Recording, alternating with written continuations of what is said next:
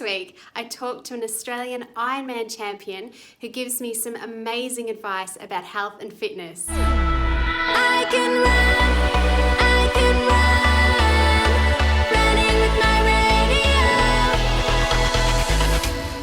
My Uncle Carl is my main fitness role model and a triathlete. He's competed in world championships across the globe, and he was even the Australian champion in 2015 in his age group.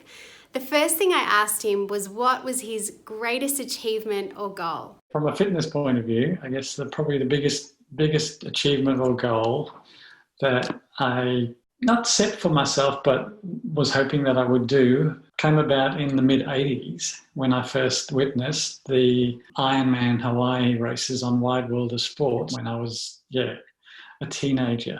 Eventually, after trying for about 10 years to get a qualifying spot to get to Kona, Hawaii for the World Championships, I finally got there in 2014. So, it was a 10-year stretch, but that's the biggest achievement.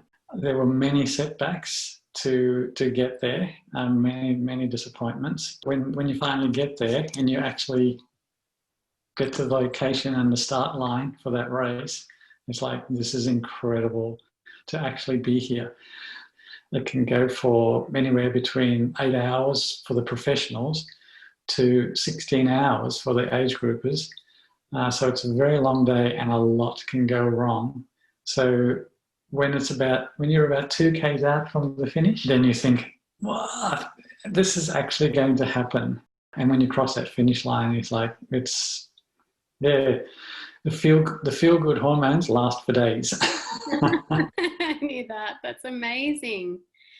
And when you said the setbacks, what made you continue? What made you go, no, I'm going to keep trying? The goal was to get to Hawaii.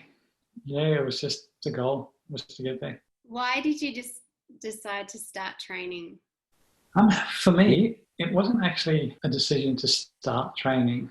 I've always been one to try and be fit. So from a young age, I've always been involved with athletics or soccer, and then through various life events that happens to all of us, I put on quite a bit of weight, enjoying my food a bit too much, like we do, and thought, no, I have to do something about this.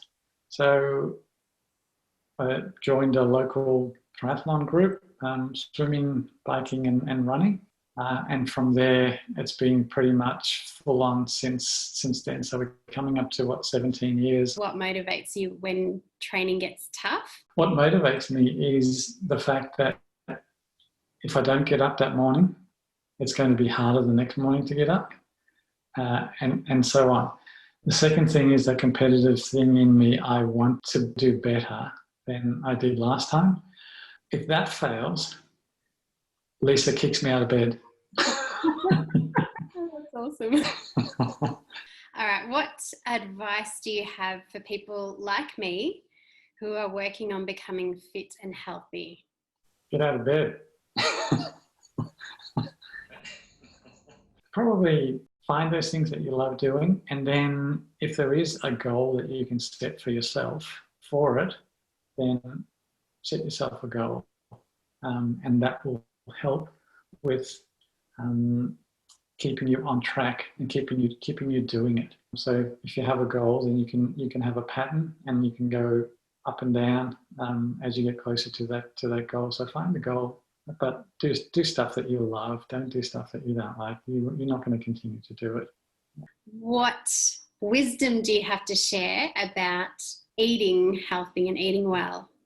Again, it is a balancing act, so to speak. The rule of thumb that I try to follow these days is an 80-20 rule. So 80% of the time, I'm eating healthily. You're getting your vegetables, you're getting your meats, your proteins, and plenty of water. So it's the 80-20 rule, 80 being good and 20% being bad. Because if you try and be 100% good all the time, it just doesn't, for me, it doesn't work.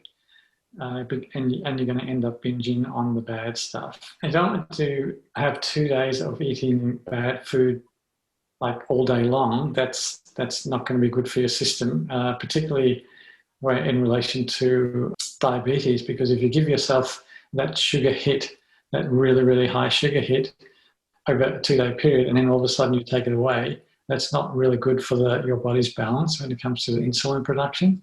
So you have to be careful. The 80-20 is spread out over the whole week. It's not a 5 or a 6 in one day bad type thing. If I can add to that, you also need to consider the level and volume of exercise that you're doing as well.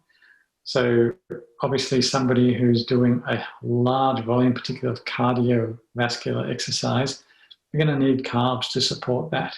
Make sure you're eating the appropriate amount and types of food for the exercise that you're doing. What do you believe is the number one ingredient for successfully achieving your fitness goals?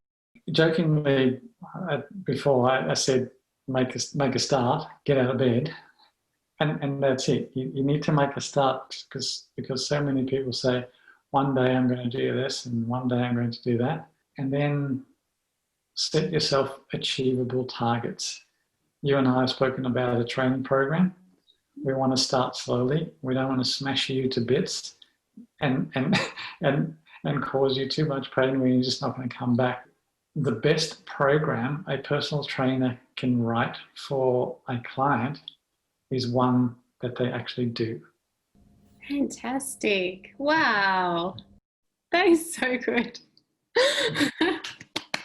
That interview was full of gold. It was really hard to edit because there was so much good content. But now the rubber hits the road because I will be implementing this new training program that my uncle has set for me. Come and see how I go. Mwah.